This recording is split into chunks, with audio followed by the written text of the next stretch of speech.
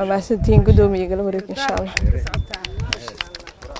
dhalinyaro iskood isku xilqaamay oo ka baxa magaalada Muqdisho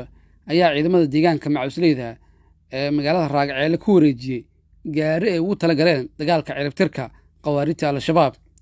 Aisha Xuseen Nuur iyo Cabdiraxmaan Mukhtaar Subkane oo ka socday madasha caasimadda oo gaarigan ku wareejiyay ciidamada difaaca ayaa sheegay inay garab taagan yihiin ciidamada ku jira furmaha hore ee dagaalka anagoo ka socno dhalinyarada madasha caasimadda waxaa maanta halkaan u imaanay inaan ku wareejino guddiga loo soo diray dib u xuraynta deegaanada iyo la dagaalanka cadawga gaari baraada ah madasha caasimadda waxay wakiil uga tahay nin halgamaa ah oo la yiraahdo Mukhtaar Xuseen Wehliye Mukhtaar Feerdaar oo ka ah nabadoonka madasha iyo mataqaanaa hogaamiyaha madasha aysan la'aantiis jir lahayn waa hogaamiye ku sifaysan howlkarnimo iyo shaqo iyo mataqaanaa wanaajin iyo isku xir bulsho iyo isku wadad marka wuxuu dhahay gaarigan aan ku wareejinayaa ciidamada difaacyada ku jiro waxaan rajeynayaa inay wax badan oo mataqaanaa wakiil aan uga ahaanay wax badan inuu ka tiri doono difaacyada ciidamada ku jiro howlo badan ay ku fusho doonaan madasha caasimadda Mukhtaar la'aantiis maysan dhaqaaqdeen madasha caasimadda waxay ka shaqeysaa inay mataqaanaa gobolka Banaadir iyo mataqaanaa howlihii doorashooyinka iyo national ID-ga qaadashadiisa iyo shaqooyinkaas ay ka shaqeysaa iyo isku xirka bulshada gobolka Banaadir Mukhtaarna waa odayga ay ku taagneed marka waxaan u soo baxnay maanta anaga ah afhayeenka dhalinyarada madasha caasimadda inaan ku wareejino hogaamiyaasha adeerkay Sheekh Cabdullaahi iyo gudoomiyaha hore gobolka Axmed Meerim Karaan inaan ku wareejino gaarigan furdiisa balaadada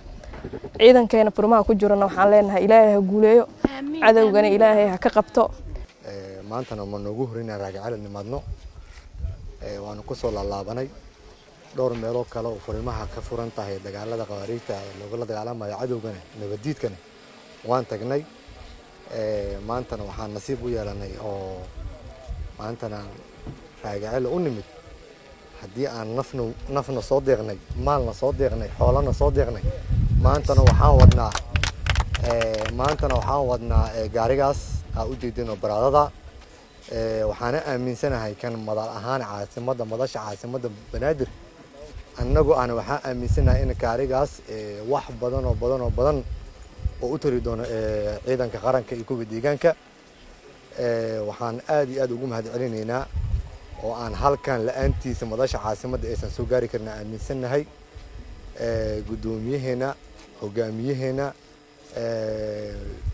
Mukhtaar Xuseen Wehliye Mukhtaar Feerdaar waxaan leenahay gudoomiye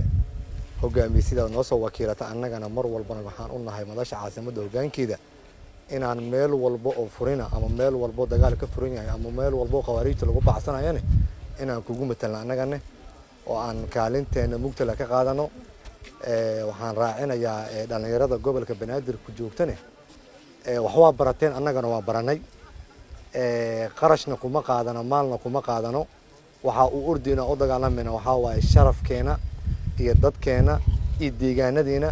inaanan dulinimo iyo xaasidnimo iyo horumar la'aan aanan la jeclaanin gudoomiyihii hore ee gobolka Shabeellaha Dhexe Axmed Meerim Karaan oo ku sugnaa goobta lagu wareejinaya gaarigan ayaa bogaaday sida dhalinyarada Soomaaliyeed u garab taagan yihiin geesiyaasha qaranka dhalinyarada madasha waxay keeneen gaari baraada oo halkaan maartay u soo deeqeen ciidamada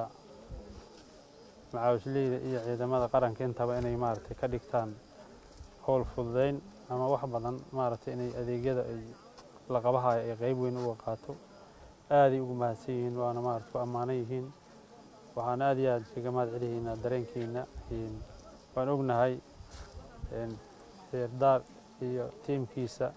inay wax badan maartay ay jecel yihiin ama wax badan ay maartay guuxayaan inay la shaqeeyaan dadka dhibaatooyinka ka wada deegaanadan inay maartay sidii looga hortagi lahaa garab istaagsanaadaan dadka ka shaqeeyayo annagana waxaan leenahay aad u mahadsantihiin